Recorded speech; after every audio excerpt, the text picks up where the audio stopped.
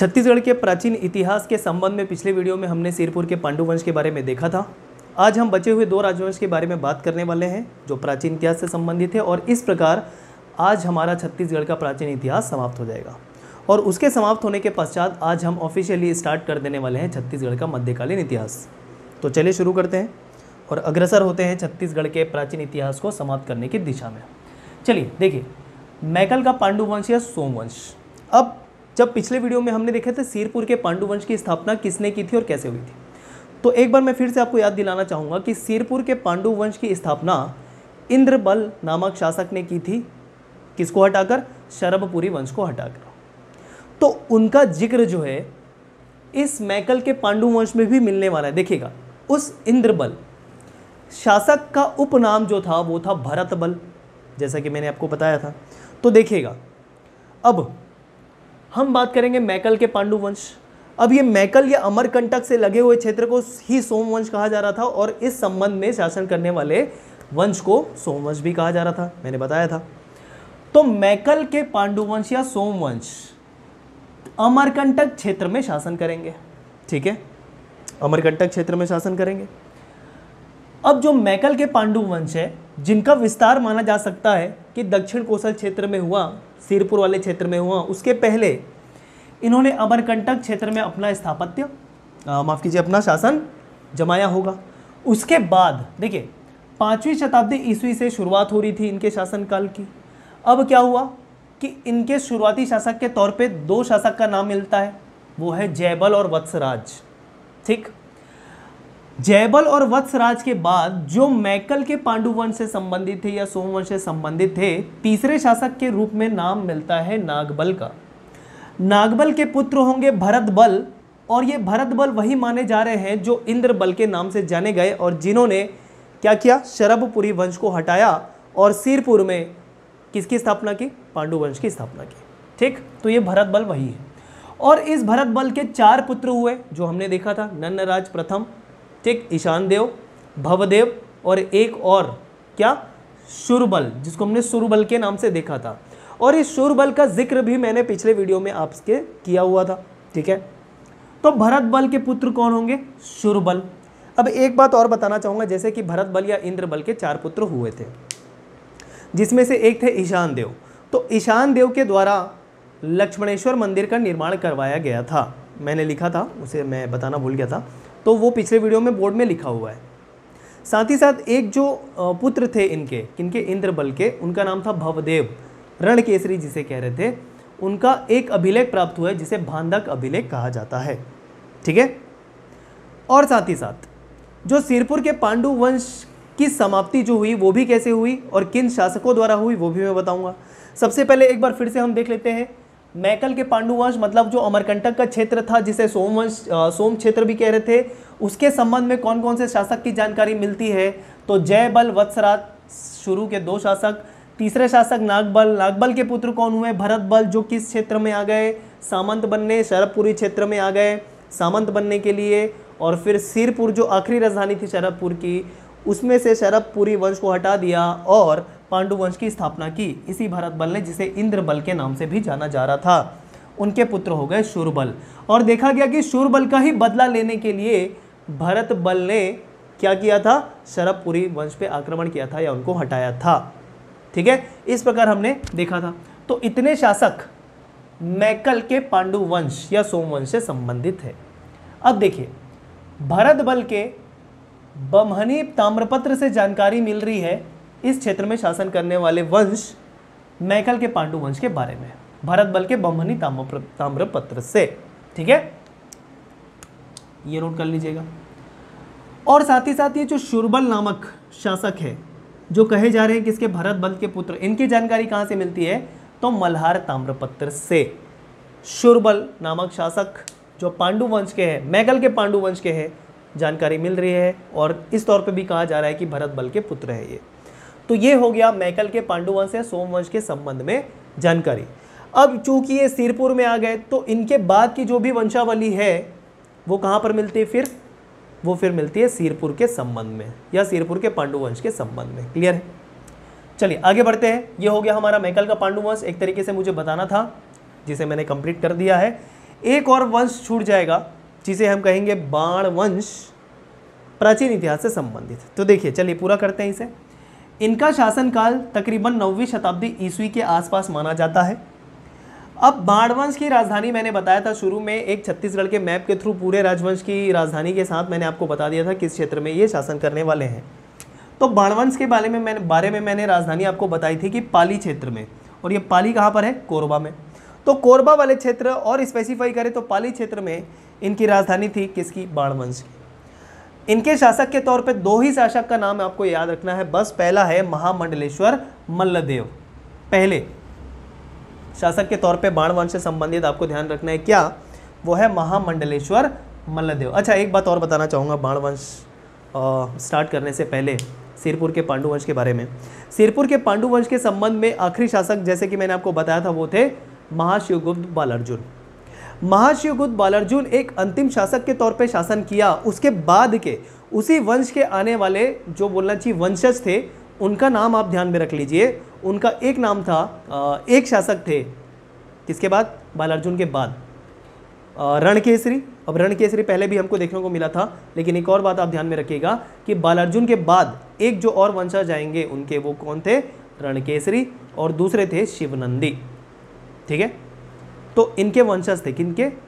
बालार्जुन के, महाशिवगुप्त बालार्जुन के वंशज, या कह सकते हैं सिरपुर के पांडु वंश के अंतिम शासक के तौर पे भी नाम याद रखा जा सकता है इन दोनों का, एक रणकेसरी और दूसरे क्या? शिवनंदी। अब ये जो बालार्जुन का समय था, महाशिवगुप्त बालार्जुन का समय था, इनको हटाया गया या सिरपुर के पांडु वंश को हटाया गया किनके द्वारा? इनको हटाने में 2 शासकों को श्रेय दिया जाता है। एक है नल वंशीय बिलास्तुंग को और दूसरे बाण वंशीय विक्रमादित्य को। ठीक है, इन 2 शासकों को श्रेय दिया जाता है सिरपुर के पांडु वंश को हटाने का या इनके शासन को हटाने का। वो थे पहले कौन? नल वंशीय बिलास्तुंग जैसा कि हमने देखा था, और एक बाण वंशीय विक्रमादित्य। इन दोनों के द्वारा आक्रमण किया गया सिरपुर के पांडु वंश में और उसे हटा दिया गया। ठीक है, तो इतनी बातें आप और ऐड कर लीजिएगा सिरपुर के पांडु वंश के संबंध में। चलिए कंटिन्यू करते हैं। पहले शासक महामंडलेश्वर मल्लदेव और दूसरे शासक के तौर पे आपको याद रखना है विक्रमादित्य, जो महत्वपूर्ण है। ठीक, अब विक्रमादित्य के संबंध में आपको एक बहुत ही महत्वपूर्ण बात याद रखनी है, और वो ये है कि पाली के शिव मंदिर का निर्माण जो है वो विक्रमादित्य के द्वारा करवाया गया है। और पाली के शिव मंदिर का निर्माण विक्रमादित्य द्वारा करवाया गया है। ये जानकारी कहाँ से मिलती है? तो देखिएगा, जो पाली का शिव मंदिर है उसके मंदिर के गर्भगृह के द्वार में, जो मंदिर का गर्भगृह है उसके द्वार में उत्कीर्ण है यह जानकारी कि पाली के शिव मंदिर का निर्माण विक्रमादित्य द्वारा करवाया गया था। और इस विक्रमादित्य का शासनकाल जो है 870 से 895 ईस्वी के मध्य माना जाता है। ठीक है, तो ये जानकारी है बाण वंश के संबंध में। तो इस प्रकार हमने बचे हुए 2 राजवंश को कंप्लीट कर लिया और इस प्रकार हमारा छत्तीसगढ़ का प्राचीन इतिहास हो गया समाप्त। ठीक, अब मध्यकालीन इतिहास की शुरुआत कहाँ से मानी जाती है? तो तकरीबन ध्यान रखिए 1000 ईस्वी से शुरुआत मानी जाती है किसकी? मध्यकालीन, छत्तीसगढ़ के मध्यकालीन इतिहास की शुरुआत, ठीक है, मानी जाती है। चलिए तो फिर हम शुरुआत करते हैं छत्तीसगढ़ का मध्यकालीन इतिहास। इंट्रोडक्शन में बताने वाला हूँ, मतलब मैप के थ्रू बताऊंगा कि मध्यकालीन इतिहास के संबंध में कौन सा राजवंश किस क्षेत्र में निवास करने वाला है, कब से कब तक। चलिए तो इंट्रोडक्शन है किसका? छत्तीसगढ़ के मध्यकालीन इतिहास का। तो देखिए ये छत्तीसगढ़ का मैप है।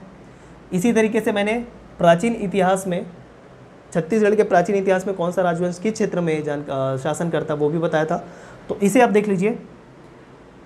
छत्तीसगढ़ के मैप में बात करेंगे। पहले देखिए छत्तीसगढ़ का मैप पहले, या छत्तीसगढ़ जो था, छत्तीसगढ़ का जो वर्तमान क्षेत्र है वो 2 भागों में विभाजित था। पहले एक अलग मंडल या क्षेत्र बोल सकते थे इस वाले क्षेत्र को, जिसमें बस्तर का क्षेत्र नहीं आता था। बस्तर के क्षेत्र के ऊपरी क्षेत्र को, जिसको दक्षिण कोसल कहा जा रहा था, तो दक्षिण कोसल का क्षेत्र अलग था प्रशासनिक तौर पे, और नीचे वाला क्षेत्र जिसको क्या कहा जा रहा था? महाकांतर, कांतर, अब कुछ और नाम से पुकारा जाएगा, ये भी हम देखेंगे। तो इस तरीके से बस्तर वाला क्षेत्र और दक्षिण कोसल या छत्तीसगढ़ का क्षेत्र अलग अलग प्रशासनिक व्यवस्थाएं थी उस समय। तो अभी भी मैंने इसको अलग अलग करके रखा है। कब ये एक होंगे हम देखेंगे, बाद में बताऊंगा। चलिए सबसे पहले इस क्षेत्र की बात कर लेते हैं, इस क्षेत्र की बात कर लेते हैं, मतलब दक्षिण कोसल क्षेत्र की बात कर लेते हैं। इसमें आप देखिए इस वाले क्षेत्र में, मतलब कवर्धा क्षेत्र में, कवर्धा क्षेत्र में आपको ध्यान में रखना है कवर्धा के फणी नागवंश।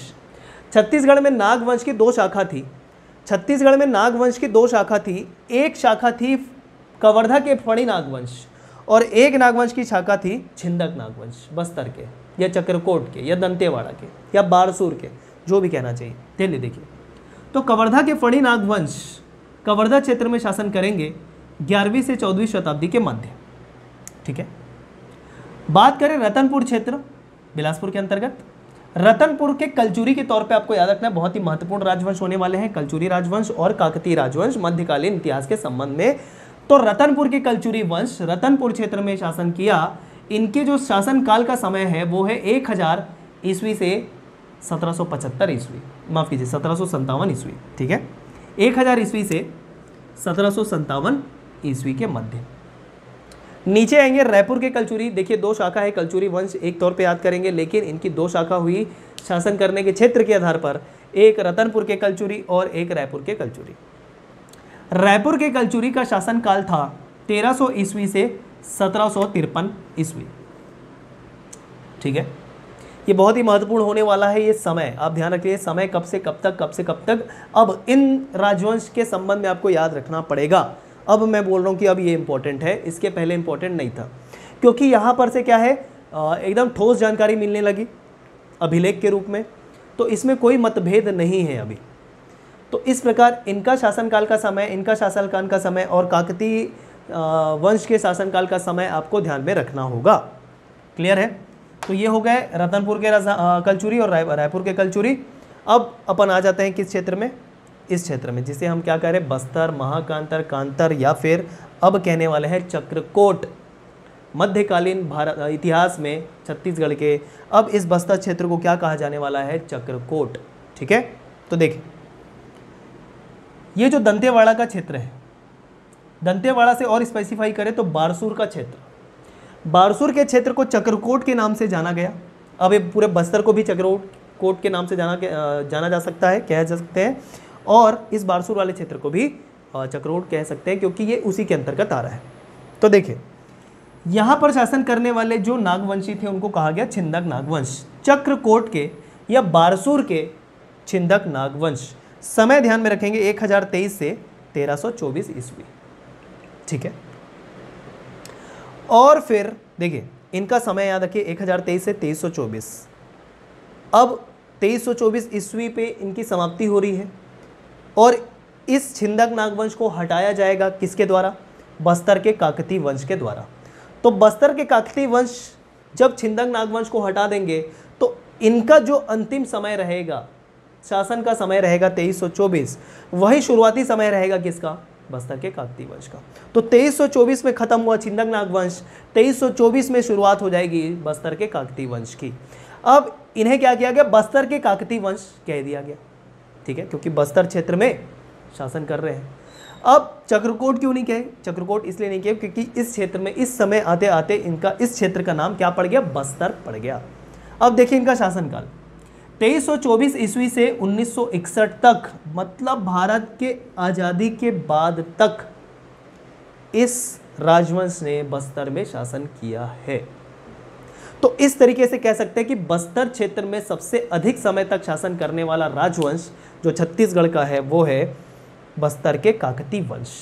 लेकिन अगर छत्तीसगढ़, संपूर्ण छत्तीसगढ़ की बात करें, संपूर्ण छत्तीसगढ़ की बात करें तो सबसे अधिक समय तक छत्तीसगढ़ में शासन करने वाले राजवंश के तौर पे आपको याद रखना है कलचुरी वंश को। अगर कैसे दिया परीक्षा में, अगर पूछ दिया कि छत्तीसगढ़ में शासन करने वाला सबसे अधिक समय तक राजवंश कौन था तो कलचुरी वंश। बस्तर में सबसे अधिक समय तक शासन करने वाला राजवंश पूछेगा तो आएगा काकतीय वंश। ये आप ध्यान में रखेंगे। ठीक है, तो ये था कौन सा राजवंश किस क्षेत्र में शासन करेगा, मध्यकालीन भारत से संबंधित, मध्यकालीन छत्तीसगढ़ से संबंधित। अब चूंकि इसको हटा के कौन आया, काकतीय वंश। इसी तरीके से कलचुरी वंश भी किसी वंश को हटाएंगे और वहाँ पर शासन करेंगे, ये भी हम देखने वाले हैं। ठीक है दोस्तों, तो ये था इंट्रोडक्शन पार्ट छत्तीसगढ़ के मध्यकालीन इतिहास के बारे में। अब हम शुरुआत करेंगे किसी भी राजवंश को लेके डायरेक्ट पढ़ना, किस क्षेत्र में निवास कर रहे हैं, किस क्षेत्र में शासन कर रहे हैं, ये जानना पहले अति आवश्यक है। इस कारण मैंने आपको मैप के थ्रू बता दिया है। ठीक, तो इस तरीके से आज हमारी समाप्ति हो गई छत्तीसगढ़ के प्राचीन इतिहास की, और हमने ऑफिशियली इंट्रोडक्शन के रूप में स्टार्ट कर दिया छत्तीसगढ़ के मध्यकालीन इतिहास का। ठीक, तो चलिए फिर मिलेंगे अगले वीडियो में मध्यकालीन इतिहास के संबंध में किसी राजवंश को शुरुआत करते हुए। मिलते हैं, धन्यवाद।